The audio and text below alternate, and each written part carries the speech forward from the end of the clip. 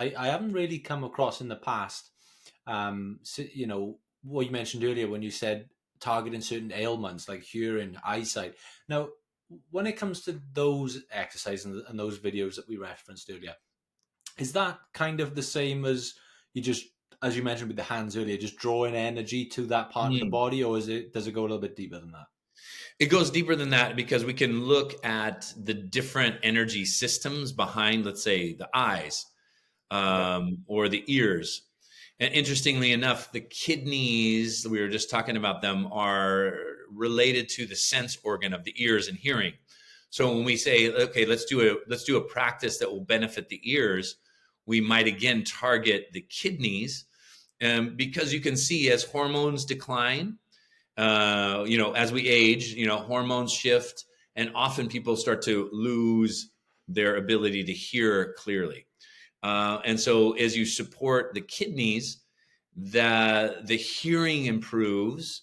And we can do that with other sensory organs too. Like, for example, the eyes are related to the liver.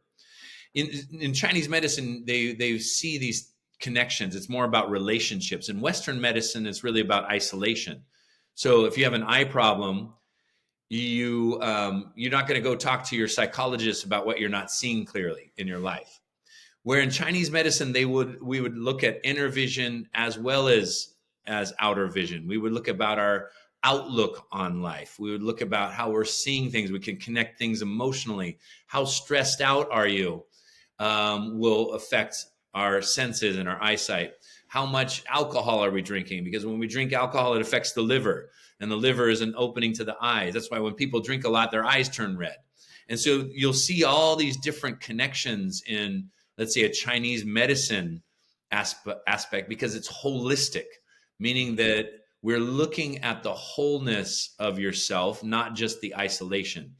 So, the research in the West is there. The practice hasn't caught up to it, though.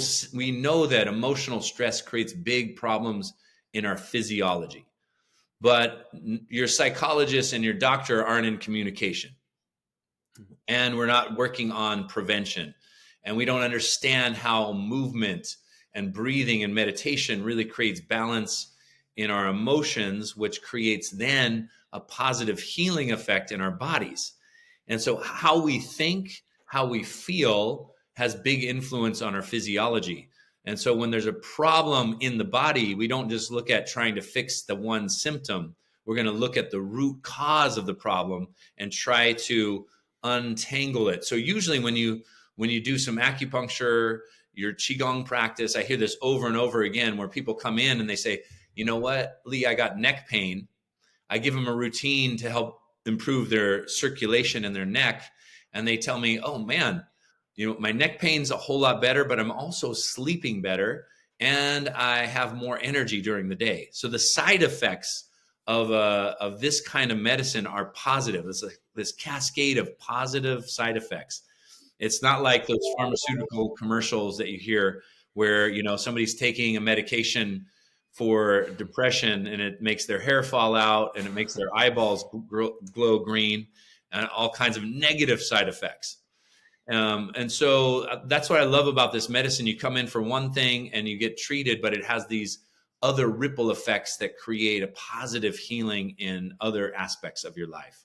Is there sort of one exercise you could sort of point to or demonstrate that would go some way to benefit in your eyesight or your hearing that you could share with us? And it's interesting because we did this Qigong for Healthy Eyes workshop. And I do these condition-specific topics all the time. I usually just take a 3-hour block on a weekend and we focus on a topic. And Qigong for Healthy Eyes was one of our most popular workshops. And we were just like, oh, who knew? Because we did Qigong for, insomnia, Qigong for depression, Qigong for stress. But Qigong for Healthy Eyes was even more popular because people really wanted those specific things to do for an ailment. And what we did was we did pressure points. You can do pressure points around the eyes. So with your middle finger touching just the outer portion of the eye, you make little circles there.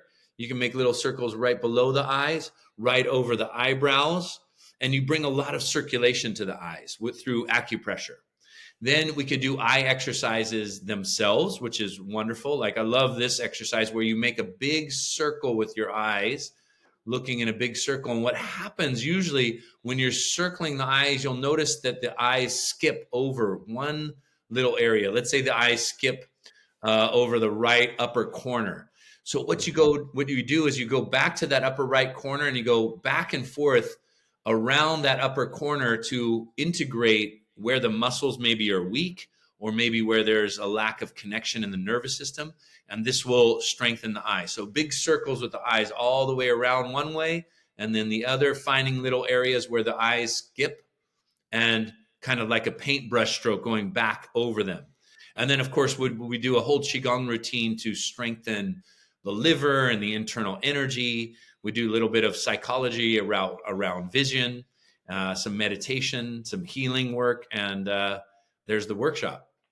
Amazing. Well, thank you very much for that. I'm sure everyone was following along at home and their eyes were swiveling around their head. Yeah. And people go, what the heck are you doing if they saw you doing yeah, they walked in and you were just, That's amazing. So